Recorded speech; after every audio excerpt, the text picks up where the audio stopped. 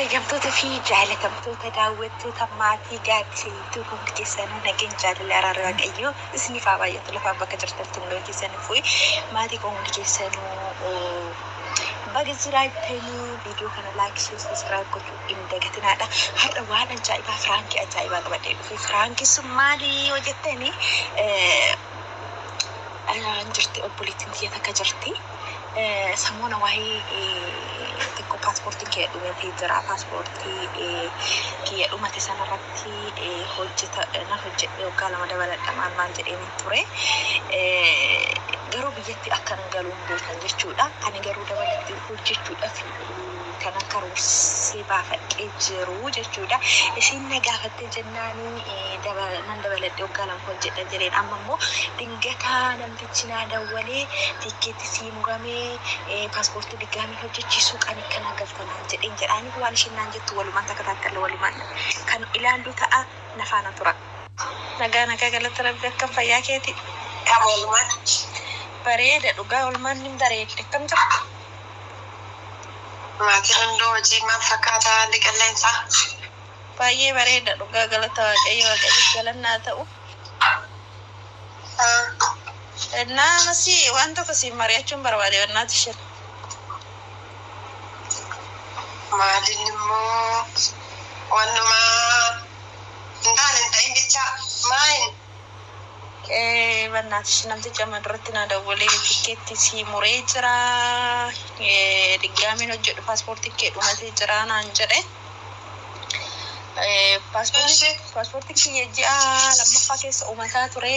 Iqaamaan kiyya immoo ji'a kana dhuma. Kanaafiyyuu galtaa beeyannoo tikkeetti si mureen jira naan jedhee jira beekta. Kun dubbii sobaa ta'uu danda'a jedhee yaadaan dhugaa.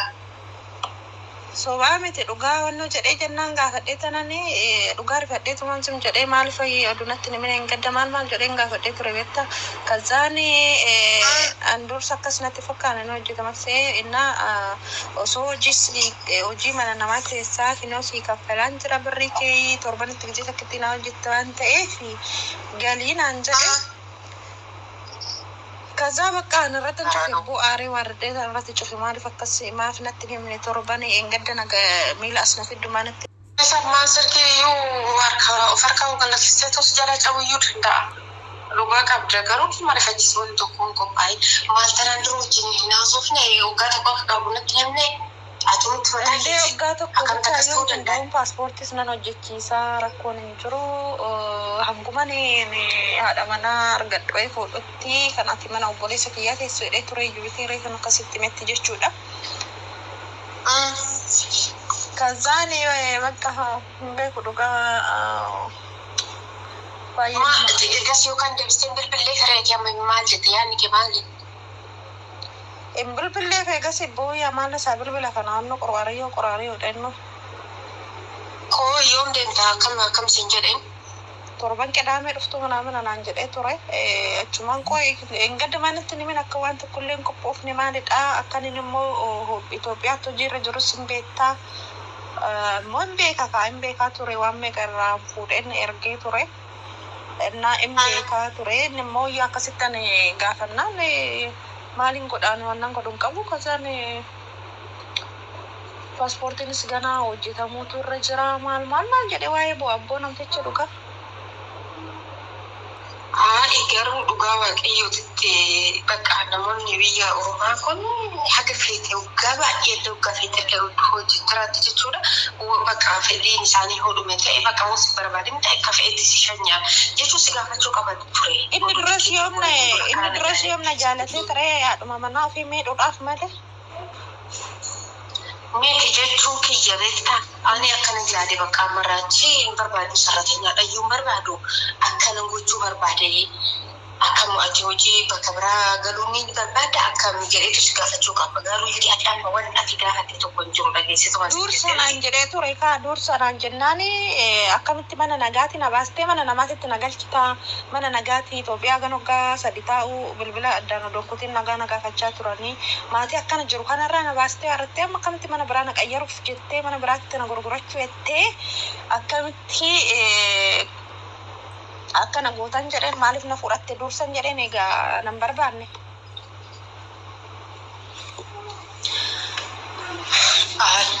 Ammas jechuudha akka yaada kee hin beekuti amma kara biyyaatti sin bilbileen qo'eeti dura yaada kee asii xumuradhu kara biyyaa akka dur hin himiniin dura namtichuma irratti dawwalee dura akka yaada kiyyaatti jechuudha.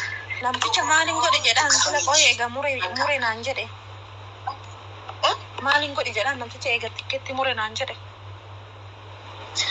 Jechuun kaasii mari'achiisuu fi waan ati jettuun tokko laaluu fi kan inni isin jedhu bakka akka muruu yaadeeti ta'a anuma dhuguma.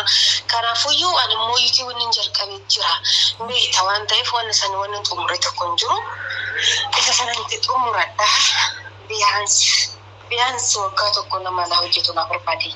Tikkeetti muramu ati jedhitoo gaafadhuu booda na wal bakkaaf. Araan saamaan dawwalaa mannaatti shamma sa'aatii kana sana jedhu gabaabaa. Maalbaata sila maal godhuu dandeessare jechuun kaati wanni tokko jimaata hoggaan deeme dhugaa akka namaa immoo baduu sun badanii hojjeta sun illee naaf mi'oonnoo jedhee badeen hojjedha jedhee nasaaba godhee ture iyyuu. Wayii odoo badeen kan ta'u ta'e kanaan dura ta'a ture jechuudha. Ammaan immoo itti maatii kee ijoollee keetitti galuu qabda. Atis waan ta'eef biyaansi wanni jalqabde isaan akka xumurtuuf malee ammas galmaanni hameenya ta'eetii miti. Garuu wanni tokko karoora tokko waan qabatteef wanni jalqabde sun akka akkasitti si jalaa waan hin jenne ammaachis immoo kara biraa akka hin yaadneef jedhee kana nu waggaa tokko. Odoon galee wayinni nan gallakkisu amma sararaachi ana biyyaa odoon kan galu ta'e koo nan gallakkisan garuu osoo mijataa ta'ee durabbi onnee jabaa namaaf kennee badeetis hojjedhe rakkoon garuu ani hin jaaladhu badee hojjechuu. Miti ani hin barbaadu wanta akkasiitis gorsaa hin jiru waan akkasii odoo hin ta'in innumti kun nama hin beekaa deebisi immoo atis ijoollee baay'ee ni beeksa waan ta'eef asumatti si wannoo jechuu hin danda'a. Tikkeetti nama muramuu baate waggaa tokko hojjechiifachuu hin dandeechi. Tikkeetti nama si murame garuu isi wanni gootu tokko hin jiru nagaa waaqayyoo tikkeetti si agalchu waan akka kiyyatti bilbilitoo namtichaa gaafadhu. Gitanya tikkeetti na murame immoo na muramne si muramne murufanii hoo kan siin jedhu ta'e immoo murame qanii wajjin natti mee beentala koo qanii waliin natti mee bee qanii dhoo deemtuu qidaame deemta qidaame tanaa jennan qidaame torbanii naan jedhe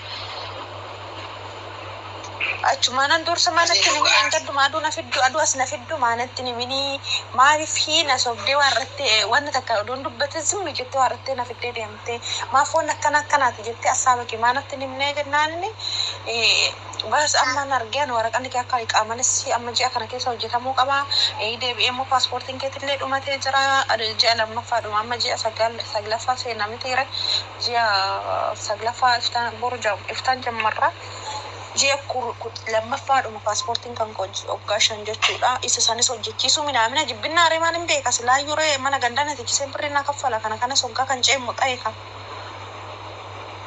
Amma bee wanni ulfaataa ta'e paaspoortiin kee yeroo oduu kan qabaatu ta'e baafee si hojjechiisuu hin danda'a. Yeroo muraasa immoo namni si ittiin hojjechiisu paaspoortii as addasee raawwatee ati karaa akka deemtu si hojjechiisa. Biyaas waggaa tokkoon nama akka moonnoo jedhe hoo ta'e malee waggaa lamaan gadi immoo si hojjechiisa namni biraa hoo si fudhate jechuudha. Garuu inni nama si fudhatu si arguu danda'a. Dhugaa baay'ee nama jibbisiisan hin beeku garuu.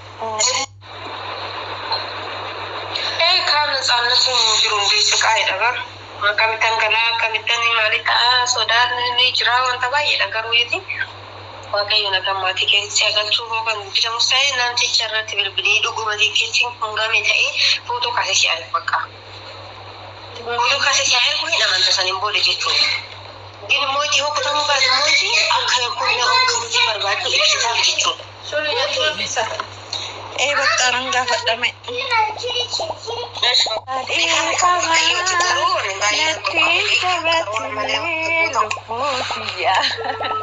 Adara jaalala.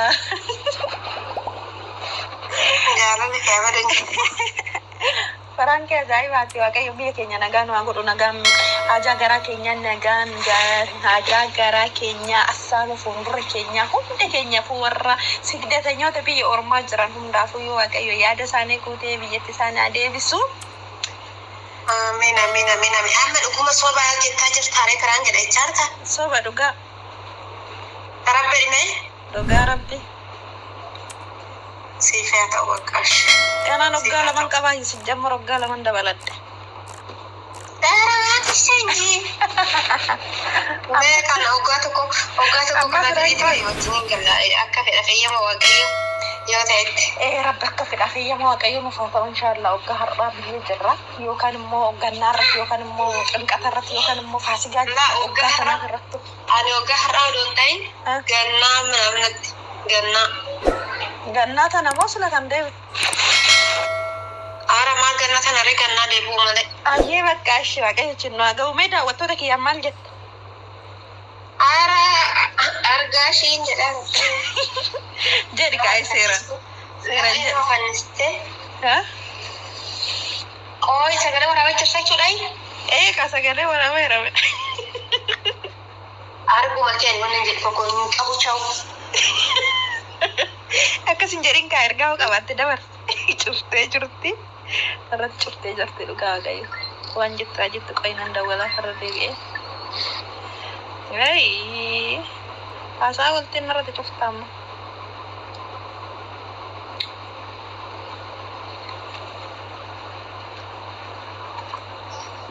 Masarat daawwattoota kiyyaa maal jirtaree maaliif cuftaree silaa dhiifama sii godhe hin jenne moo garaa duuba? Garumaa sii godheemu.